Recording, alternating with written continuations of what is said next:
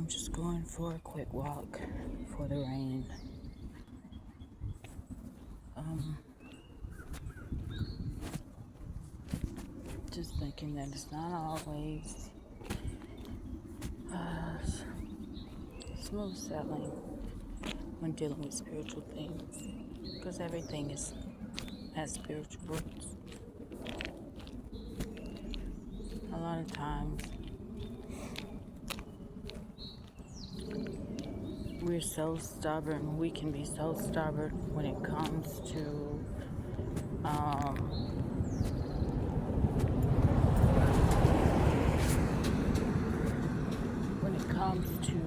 releasing beliefs, or at least allowing ourselves to be more flexible when it comes to beliefs. Because the simple fact is, no one person knows everything. Not one person knows everything. I see it as every person is a piece of a puzzle, of a larger puzzle. Therefore, everybody holds a piece of a bigger picture. I think that sometimes we can be so rigid in our way of thinking, way of being, that we can also block ourselves from growth in every area. We can also block ourselves from abundance, meaningful relationships,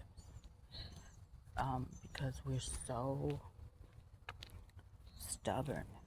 We can be so stubborn to a fault that we miss out. We block ourselves. I think it is so important to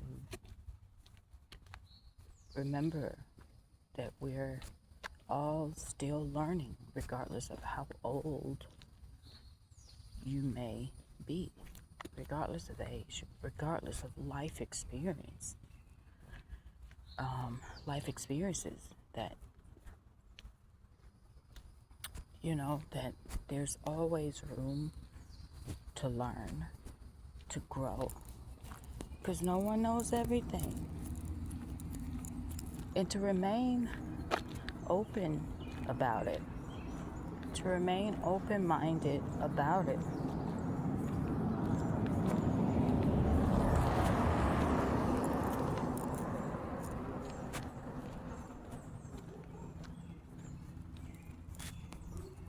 That's all I'm saying, is that we will miss out on a lot because we're so set on believing what we believe, what we've been programmed to believe, what we've been taught. But I've always thought, I've always questioned why things were the way that they were, why people believed in what they believed in, why. I always had those questions. Why things were the way that they were. I would question even the adults, even the leaders, those in authority, right? So I would question them about certain things. But what I receive most of the time is because I said so, because you don't question God, because, but it was never an actual answer. It was more of be quiet, stop questioning, because I don't actually have the answer, and I don't like the fact that, you young lady, make me feel uncomfortable because I don't know the answer. Instead of that person actually saying, those people saying, I don't know. or at least opening themselves up mentally to say, okay, I don't know everything, and that this person did or has opened a door for me to walk through, because they posed an interesting question that I've never thought about, or I've never I never questioned myself. I just believed what I believed for so long that I assumed it to be true.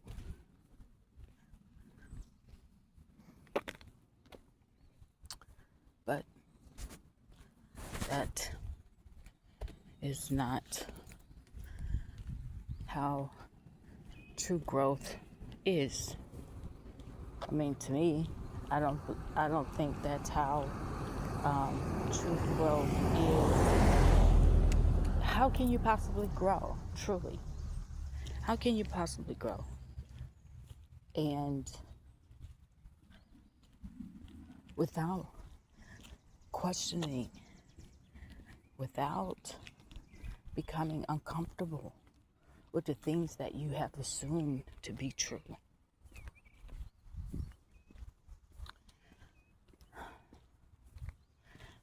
One thing I know is that most people have more religion than they do a relationship, even with themselves. They have more religion than they do with relationship with their higher selves, with the Holy Spirit, with the source of everything and everyone.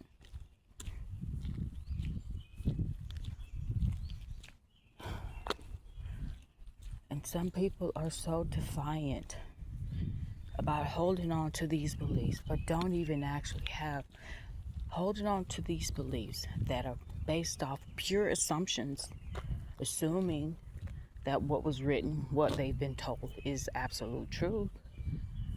And I'm like, but what if, if you're really truly gambling your soul, your life on an assumption based on what someone else has told you?